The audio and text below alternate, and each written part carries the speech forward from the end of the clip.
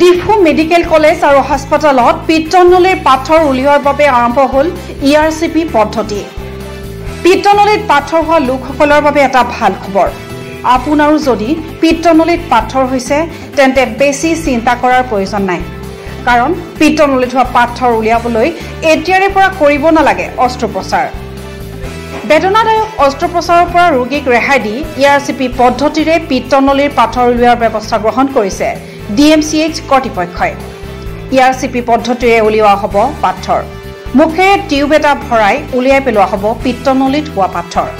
আজি ERCPৰ ওপৰত Diphu medical college হাস্পতালত অনুষ্ঠিত হয় এখনি কৰ্মশালা। আমি ইয়াতে এটা ওয়াৰ্কশপ সাৰ্জাৰি ডিপাৰ্টমেন্টত এটা ওয়াৰ্কশপ হ'ব গৈ আছে। এইটো আপোনাৰ ডিফু মেডিকেল কলেজৰ যেটো সাৰ্জাৰি ডিপাৰ্টমেন্ট তাৰ লগতে আমাৰ ডিফু ব্ৰাঞ্চ অফ ASI সেইটো গ্ৰুপ দুটা মিলি পেলাই এটা ওয়াৰ্কশপ খুলি আছে। সেই ওয়াৰ্কশপটো হ'ল আপোনাৰ শৰ্ট ফৰ্মত ERCP এইটো যেটো দেখা গৈ আছে বোৰ্ডত। এইটো ফুল ফৰ্মটো হ'ল এন্ডোস্কোপিক ৰেট্ৰোগ্ৰেড কোলেঞ্জিও পেনক্ৰিয়াটোগ্ৰাফি। তো এইটোত আপোনাৰ কি হয়, য'ত পিত্তনলীত যেটো পাথৰ থাকে সেই পাথৰটো উলিয়াবৰ কাৰণে আপোনাৰ অপাৰেশ্যন কৰিব নালাগে, পেটটো কাটিব নালাগে। মুখেৰে টিউব এটা ভৰাই পেলাই একদম লাহে লাহে গৈ পেলাই যেতিয়া পিত্তনলীত গৈ পায় সেই পিত্তনলীৰ পৰা পাথৰটো উলিয়াই দিয়ে। তো য'ত ডাঙৰ থাকে তো তাত ডিফিকাল্টি আহে, সেইকাৰণে তাতে কমপ্লিকেশ্যন হ'ব পাৰে, সেইকাৰণে এক্সপাৰ্ট এটা লাগে। তো আজি আমাৰ মাজত আছে গুৱাহাটীৰ পৰা আমাৰ এজন খুব ৰিনাউণ্ড ERCP সাৰ্জন ডক্টৰ সিদ্ধাৰ্থ ফুকন। তেখেত ইয়াতে তেওঁ এগ্ৰি হৈছে আহিবলৈ, আহি পেলাই এইটো কণ্ডাক্ট কৰি আছে।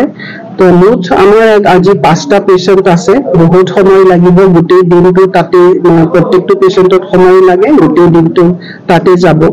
তো এইটো হ'লে কি হয়, আমাৰ পেচেণ্ট বহুত পেচেণ্ট এনেকুৱা থাকে বা অপাৰেশ্যনৰ কাৰণে বহুত দিন থাকিব লাগে।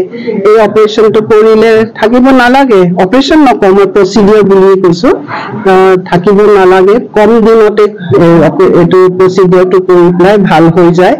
আৰু নেক্সটটো হ'ল যেটো বাহিৰলৈ গৈ পেলাই যেটো আমাৰ পইচা খৰচ হয় পেচেণ্টৰ, সেইটো নহ'ব।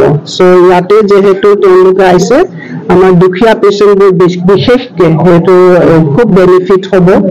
এতিয়া এইটোৰ লগতে আমাৰ যি চাৰ্জনছ আছে, আমাৰ যিটো স্পেচিয়েলি ইয়াংগাৰ চাৰ্জনছ, আমাৰতো পোষ্ট গ্ৰেজুৱেট ষ্টুডেণ্টছ নাই, MS পঢ়ি থকা ষ্টুডেণ্টছ নাই, কিন্তু আমাৰ যি ইয়াং চাৰ্জনছ আছে সেইবোৰ আমি চব থিয়ৰিটিকেলিহে পঢ়িছে। তেওঁলোকে আজিৰ দিনত তেওঁলোকে ফিজিকেলি চাব, যদি পাৰে সেই স্কিলটো ডেভেলপ কৰিব, আৰু দুই এটা যদি ৰিফ্ৰেচাৰ্ছ কৰ্চ কৰে বা ফাইনেলি এটা তেওঁলোকে যদি ডিগ্ৰী পাই যায়, তাৰপৰা তেওঁলোকে ERCP সাৰ্জন হৈ পেলাই ওলাব পাৰে।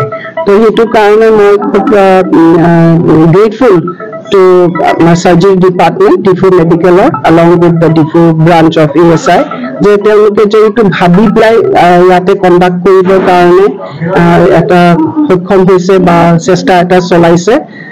আমি খুব সুখী এইটো কথাটো ক'বলৈ গৈ, আৰু I hope that it will be a grand success. কৰ্মশালাটো মুকলি কৰি DMCHৰ অধ্যক্ষা সুমিত্ৰা হেগজৰে সংবাদ মাধ্যমৰ আগত এই কথা প্ৰকাশ কৰে। ডিফুৰ পৰা সাইদুল ইছলামৰ ৰিপৰ্ট, আসাম টাইমছ পোষ্ট।